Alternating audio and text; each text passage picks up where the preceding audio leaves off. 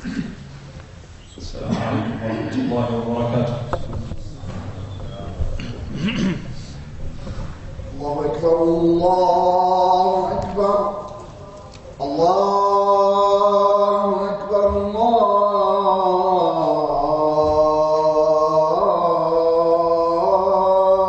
أكبر أشهد أن لا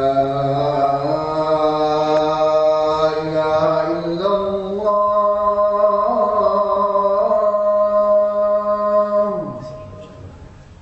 أشهد أن لا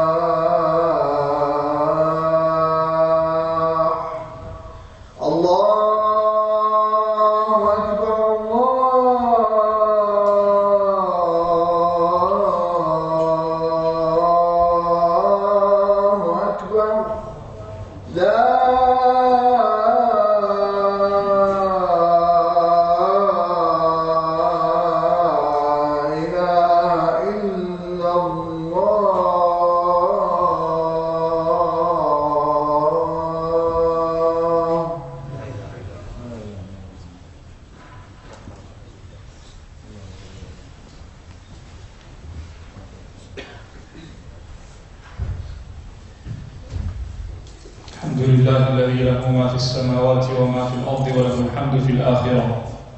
اللهم صل وسلم وبارك على نبينا محمد وعلى آله وصحبه أجمعين. يا أيها الذين آمنوا اتقوا الله حق تقاته ولا تموتن إلا وأنتم مسلمون.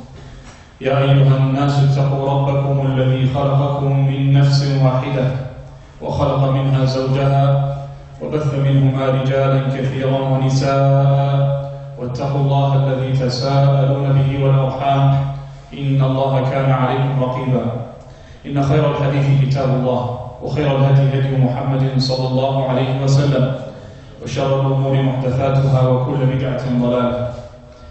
Brothers and sisters, Allah subhanahu wa ta'ala has blessed us with allowing us to be born in a state of purity, in a state of the Fitrah. As the Prophet sallallahu alayhi wa sallam says, مَا مِن مَوْلُودٍ إِلَّا يُولَدُ عَلَى الْفِطْرَةِ. There isn't any child that's born except that they're born upon the Fitrah. They're born upon a state of purity, a clean slate which allows them to accept that which is good and to take it in and is consistent with our nature. It allows us to take in those things that are consistent with our nature and the purpose of our creation. And it allows us to easily reject those things that are immoral or harmful or contradictory to our nature. But the problem is that that state and that fitrah can easily change. And it can easily become damaged and harmed And the hearts are very subtle and soft vessels that can very easily be damaged, that can very easily be dragged in any direction, and easily be harmed. To the extent that those things that are good and beneficial, and those things that are consistent with our nature, we might end up seeing them as evil and wrong and unjust. And those things that are harmful and immoral and are against our fitrah, against our nature, we might start seeing those things as being good things and positive things. As the Prophet ﷺ says, Allah Ta'ala says, وَإِنِّي خَلَقْتُ عِبَادِي حُنَفَاءَ كُلَّهُمْ, I've created all of my servants pure, hunafa. وَإِنَّهُمْ أَتَتْهُمُ الشَّيَاطِينَ فَاجْتَلَتْهُمْ عَنْ دِينِهِمْ, and the shayateen have come and dragged them and pulled them away from their religion. And the circumstances that we're living in, with all sorts of voices and all sorts of ideas and ideologies and lifestyles that are problematic and harmful and contradictory to the fitrah, these are part of the challenges of life. And these are part of the trials that Allah has promised that we're going to face in life. And they're not new trials, they've existed from the beginning. And the Sahaba radiallahu anhum, when we hear of the companions having pure hearts and sound knowledge and so on, were the Sahaba living in an environment which was reigning with iman, piety and taqwa. They also came from a society in which alcohol and zina and shirk was widespread and dominant. In fact, these things were the norm. This was the standard. For someone to worship idols was the standard. Committing zina was the standard. Drinking alcohol was the standard. We see this British society as, drowning in alcohol culture sometimes. Everything's about alcohol, everything's about alcohol. It was no different back then. It was no different then. And still the Prophet ﷺ was able to bring them from that type of environment into one of purity and akhlaq and goodness and modesty and righteousness. And Allah subhanahu wa ta'ala, or the Prophet ﷺ rather says, مَنْ رَأَى مِنْكُمْ مُنْكَرًا فَلْيُغَيِّرْهُ بِيَدِهِ. Anyone who sees an evil, then he should change it with his hand. فَإِنْ لَمْ يَسْتَطِعْ فَبِلِسَانِهِ. If he's unable to change it with his hand, unable to physically change that which is evil, you can't physically do anything about it. فَبِلِسَانِهِ. Then do something with your mouth. Speak out. Say something. فَإِنْ لَمْ يَسْتَطِعْ فَبِقَلْبِهِ. If you can't even speak out, then at least with your heart. وَذَلِكَ أَضْعَفُ الْإِيمَانِ. That's the lowest of iman. What does it mean to make a change with our heart? It means that we say to ourselves, okay, I can't do anything about this, but I know it's wrong. I'm not in a position to be able to make any change or have an impact, but I know this is evil. So long as that remains, then the hearts are alive. As somebody said to Imam Ahmad rahimahullah in his time, he said, look how falsehood has beaten and overcome the truth. He said this to Imam Ahmad. So Imam Ahmad said, no. So long as the hearts are alive, then the truth is still prevalent and present. The problem is, if we normalize something that is wrong, if we normalize something that is evil, we normalize something that is immoral, then we will not even be able to reject it with our hearts. We'll start to accept it. And that leads to disbelief eventually. How does it lead to disbelief? Because if we've normalized so many immoral and harmful actions, and I say harmful, and that's synonymous to immoral, by the way, because Allah only makes something sinful and haram if it's harmful. And so when I say harmful and I say immoral, they mean the same thing. If we're so used to accepting those things that are immoral, accepting things that are contradictory to our fitrah, over time, it won't even make sense to us why these things are wrong in the first place. Why is it wrong? Why is it right to be able to slaughter an animal and eat meat? Why is it wrong for a male and a male to get married? Why is it wrong for a man who wants to become a woman to change their gender and become a woman? Why is that a problem? We don't see that we eventually will not see that as a problem if it becomes normalized and accepted. And we're living in a society where people are entitled to their lifestyles, people are entitled to their views, and we're not in a position to force anything down people's throats, but we also have the right and the obligation, not just the right, we have the obligation, a religious obligation of knowing what Allah Ta'ala commands us and teaches us, and practicing it and teaching it to our children and our families, and preaching about it. We have that right as well. If we stay silent all the time and are happy with private individual worship in the masjid, even this blessing of attending the masjid and this blessing of worshipping, eventually that will go out the window as well.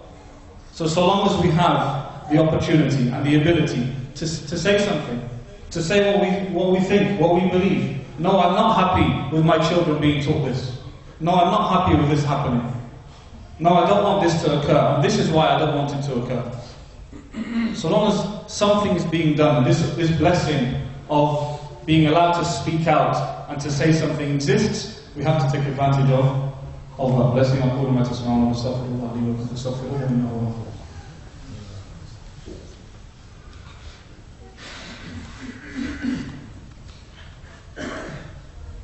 الحمد لله رب العالمين والعاقبة للمتقين ولا عدوان إلا على الظالمين وأشهد أن لا إله إلا الله وحده لا شريك له إله الأولين والآخرين وأشهد أن محمدا عبد الله ورسوله النبي الأمين بعثه الله بالهدى واليقين لينذر من كان حيا ويحق القول على الكافرين يا أيها الذين آمنوا اتقوا الله وقولوا قولا سديدا يصلح لكم أعمالكم ويغفر لكم ذنوبكم ومن يطع الله ورسوله فقد فاز فوزا عظيما أما بعد. It's a religious obligation, brothers and sisters, for us to challenge views and ideas and practices that we believe to be harmful. Everybody challenges what they believe to be incorrect or unacceptable, and we also have the concession and the ability to do so. And it's compulsory. The Prophet ﷺ made it compulsory to make positive change. He made it compulsory to change that which is immoral and incorrect and evil. That means it's wajib. That means it's not permissible to just fall asleep and allow everything to happen. Because once we'll see something happening in this country, next it's in that country, next in that country, and next it's our own neighborhoods. And therefore, it's important for us to work towards having a system in place in which our children are being brought up properly. We don't have to hide. We don't have to hide from the fact that people have different ways of living. That's fine. From the beginning of time, people have always had different views and different lifestyles. But that doesn't mean because we respect another person's right to live and to do as they wish, it doesn't mean that we have to accept everything as being correct and valid. These are two different things. These are two separate things.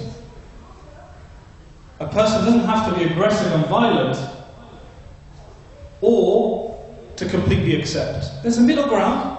There's a middle ground. I respect you as an individual, and I respect your own individual values and your practices and whatever lifestyle you choose to live and abide by. But at the same time, I also have my views and my opinions, and I also want my children to be brought up in a certain way. I also want my heart to be preserved and protected, and I also want to live my life in accordance with what my Creator wants me to live. And most of us, if not all of us, are not unaware that challenges are constantly arising, whether that's at schools, in the educational system, whether that's in the workplaces, whether that's in universities, whether that's in the media, or elsewhere. And therefore every person should consider how they can contribute. Some people are doing a great job in the educational sector and trying to ensure that Muslim children are being educated in a way that we feel is most beneficial for them. If we're incapable of doing that, then the least we can do is to support it. To support these projects financially, to support them with our words, to support them through word of mouth by sharing these types of things. We're happy, more than happy, to spend thousands, if not millions of pounds building a masjid or building something along those lines. We should be just as happy spending millions of pounds to support an educational project which is developing our children in the right way. Doesn't that make sense? Of course we should be more than willing to do so. But unfortunately sometimes it seems like as a community we're only focused on raising money and donations for certain things. Either to build a masjid or for it to go abroad. There are other problematic things that require funding here also. And people are doing things. If we personally can't do anything, there's an obligation to contribute, financially or verbally or in any other way that we can. And the list goes on, the list goes on. The idea behind this khutbah that I wanted to deliver is that we should realize that our hearts are vessels that are soft and can easily be damaged. Our hearts, our children's, our relatives, our families, our communities. It's our obligation to do something to ensure that we preserve those hearts. That can only be done through developing iman in us and through developing sound knowledge. Correct knowledge to tackle any academic challenges and sound iman to tackle any desires and things like that. And we ask Allah subhanahu wa ta'ala that He continues the blessings that us as a Muslim community have in being able to pray at the masjid and attend the congregational salah and attend circles of knowledge and so on and so forth. We ask Allah ta'ala to continue that blessing for us and to increase us in that blessing and all the Muslims around the world. Allahumma salli wa sallim ala nabiyyina Muhammad wa ala alihi wa sahbihi ajma'in. Allahumma ighfir lana warhamna wa'afina wa'fu 'anna. Allahumma ati nufusana taqwaha wa zakkiha anta khayru man zakkaha anta waliyuha wa mawlaha. Allahumma aslih fasada qulubina. Allahumma aslih fasada qulubina. Ya muqallib al-qulub thabbit qulubana ala dinik. اللهم انصر اخواننا المستضعفين في كل مكان. اللهم صل وسلم وبارك على نبينا محمد وعلى اله وصحبه اجمعين.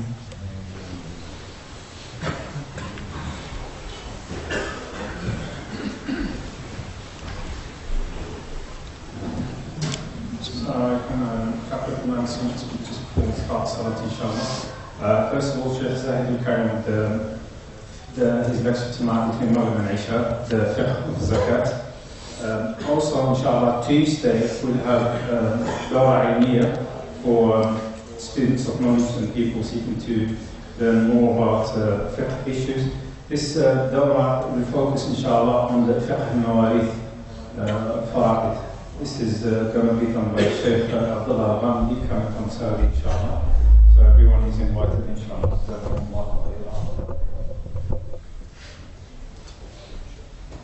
الله أكبر الله أكبر أشهد أن لا إله إلا الله أشهد أن محمدا رسول الله حي على الصلاة حي على الفلاح قد قامت الصلاة قد قامت الصلاة الله أكبر الله أكبر لا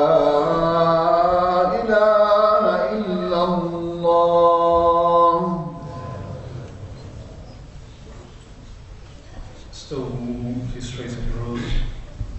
Ensure that the rows ahead are filled before filling in the rows behind.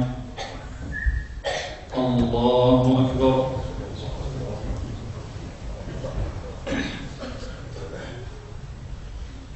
Alhamdulillahi Rabbil Alameen Ar-Rahmanir Rahim Maliki Yawmiddin إياك نعبد وإياك نستعين اهدنا الصراط المستقيم صراط الذين أنعمت عليهم غير المغضوب عليهم ولا الضالين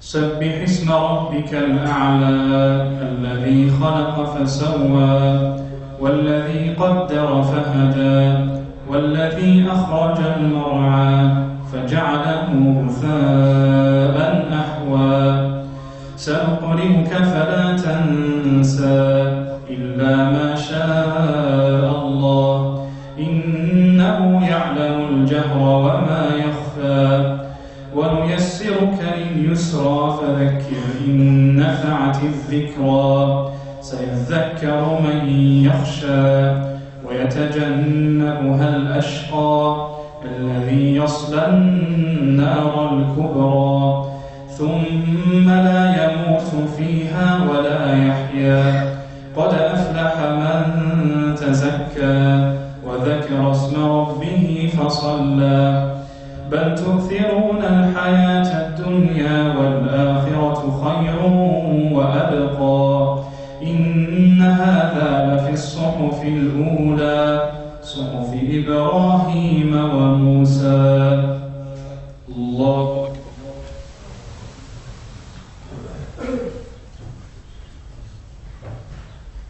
سمع الله لمن حمده. الله أكبر.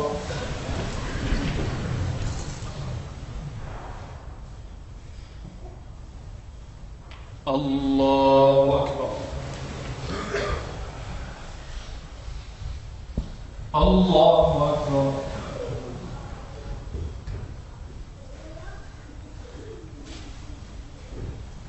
الله أكبر. الحمد لله رب العالمين الرحمن الرحيم مالك يوم الدين إياك نعبد وإياك نستعين اهدنا الصراط المستقيم صراط الذين أنعمت عليهم غير المغضوب عليهم ولا الضالين آمين.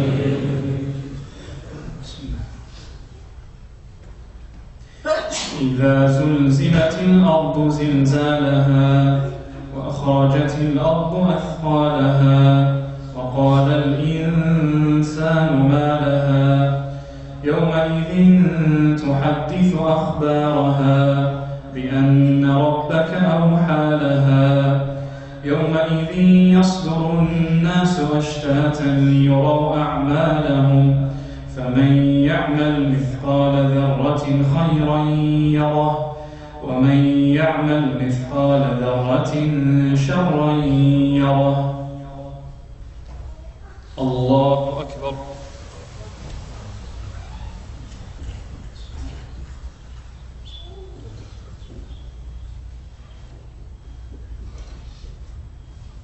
سمع الله لمن حمده.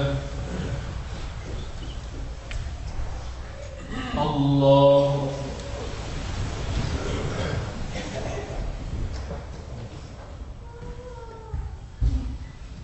الله أكبر.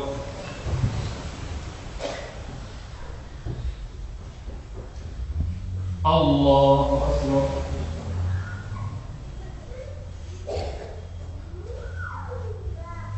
الله أكبر.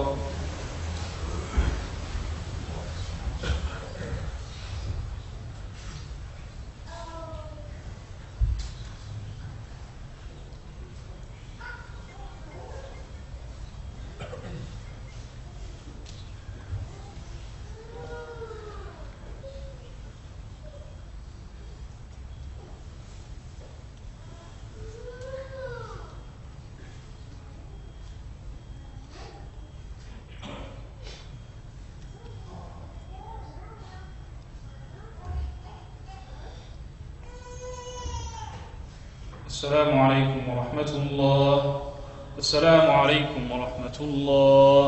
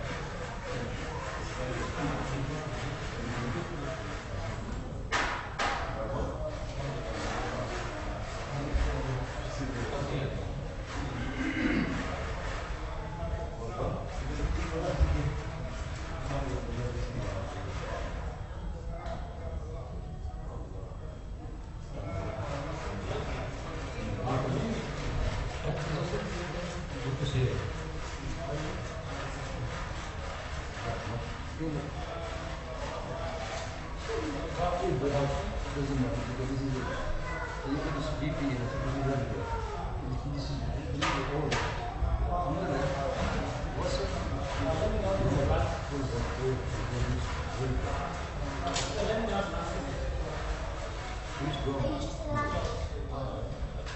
Which completely not, but it's only 1%.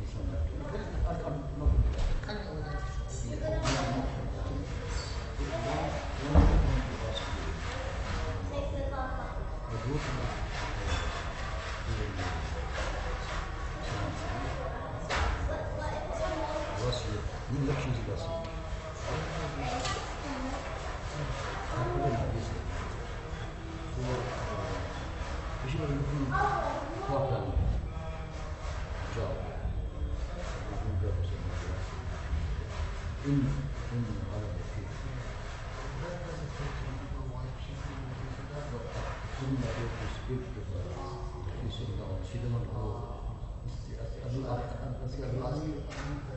doesn't know.